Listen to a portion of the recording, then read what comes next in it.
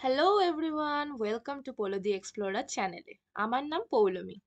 আচ্ছা, তো এই প্রথমবার গার্জিয়ানদের ছাড়া আমরা শুধু বন্ধুরা মিলে দার্জিলিং যাচ্ছি। শিয়ালদা থেকে 8:35 পিএম এ কাঞ্চনকন্যা এক্সপ্রেস ধরে আমরা শিলিগুড়ি যাব।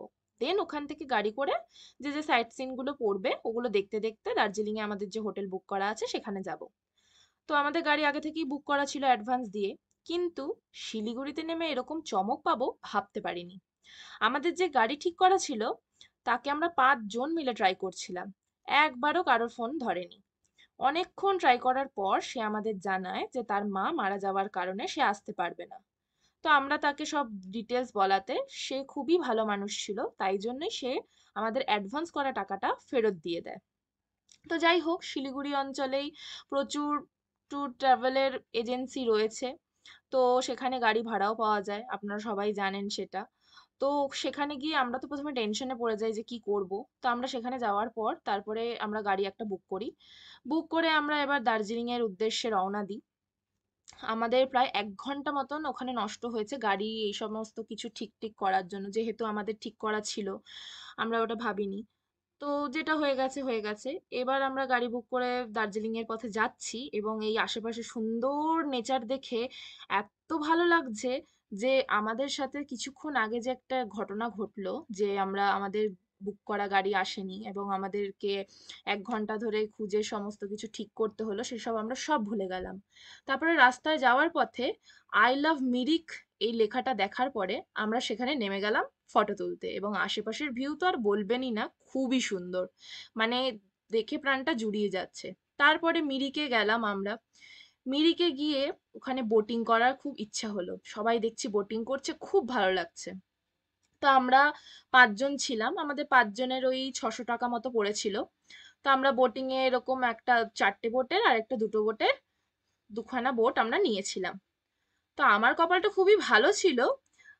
4টে বোটের যেখানে ছিল আমরা সেখানে 3 জন ছিলাম, তো 2জন প্যাডলিং করছিল আর আমাকে একদম টপে বসিয়ে দেওয়া হয়েছিল, বলেছিল তোমাকে কিছু করতে হবে না, তুমি জাস্ট ভিউটা এনজয় করো। তা আমি তাই করছিলাম, করার পরে খুব ভালো লাগলো বোটিংটা করে। এবার চলে এসেছি চা বাগানের এখানে। আর এখানে একটা ছোট্ট মিষ্টি ছানার সাথে দেখাও হয়ে গেল। একটা নয়, অবশ্য অনেকগুলোর সাথেই দেখা হয়েছিল। প্রত্যেকেই খুব মিষ্টি আমার কাছে এরা।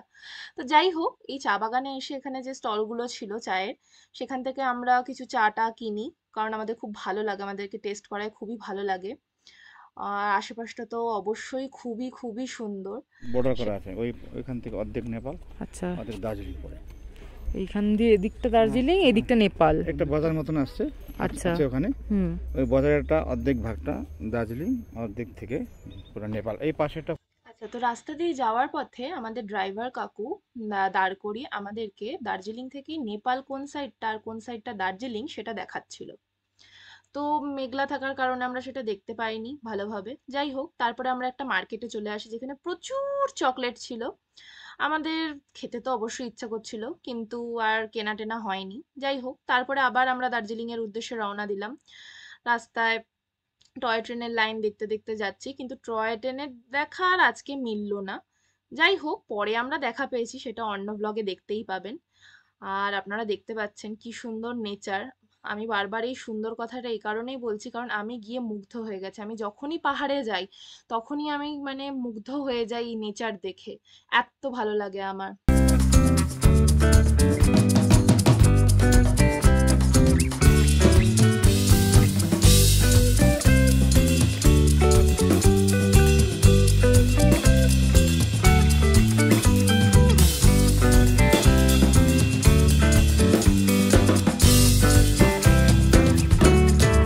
এবার আমরা ঘুম স্টেশনের এখানে চলে এসেছি। ঘুম স্টেশনটাকে ক্রস করছি, টয় ট্রেনের স্টেশন।